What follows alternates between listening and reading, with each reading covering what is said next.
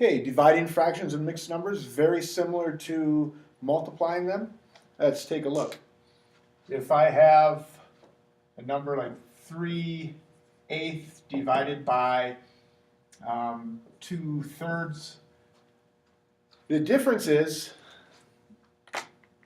that we do what we call finding the reciprocal. I don't know why they call it finding, it's not that hard to find. And you take it, and a lot of people like to say the word flip, which technically that's what you're doing, but the reciprocal means that you take your second fraction, and I'm going to rewrite this problem. The first fraction remains the same.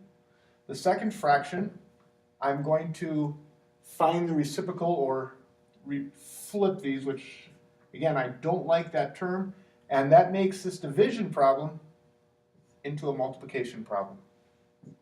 I end up with 9/16. That is fully reduced, so we are done. I had a hard time understanding this. Why does this work? So let's take a look at something that we know the answer to, so maybe we can discover why does this work. If I take a number like 6 and divide by 2, everybody here should know that that equals 3. Okay? Well, let's see if that works when I convert them to fractions. So if I have 6, I'm going to rewrite that as 6/1 divided by 2/1. Now we will rewrite these again with the reciprocal, and I'll say, oh, 6/1 times 1/2. When I multiply these out, I end up with 6/2. Which is a division problem, 6 divided by 2, or reduces to 3/1, which is the same as 3. So that's why it works. So don't be hung up about why it works. It does work, and this is why. Let's take a look real quick at the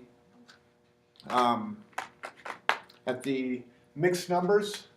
So if I had 4 1/3 divided by 2 2/5. First thing I'm going to do, I'm going to convert those to improper fractions. 4 times 3 is 12 plus 1.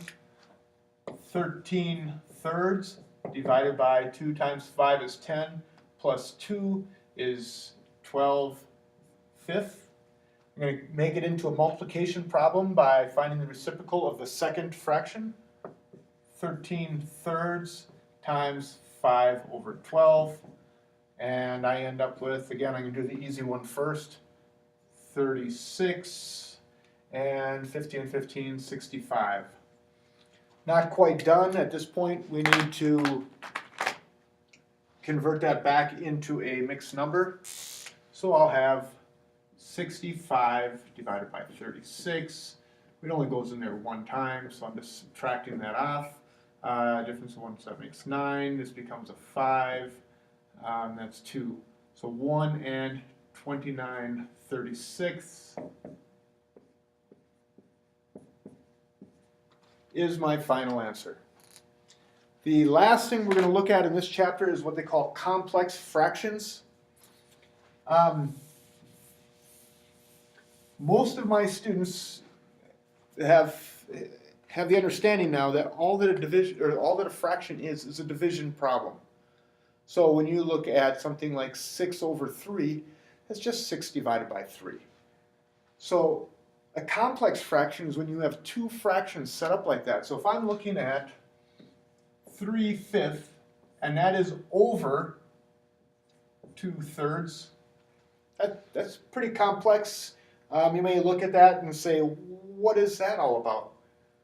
All you have to do is think of it as a division problem, and I'll rewrite this. So all this is 3/5 divided by 2/3.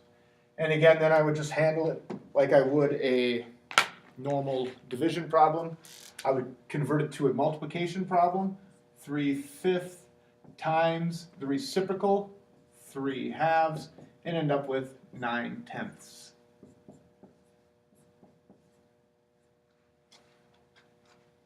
Okay, and that's it for Unit 2. Go ahead and make sure you get your assignment in. If you need any help, feel free to email me, and as always, there is an IXL for you to practice with. Thank you.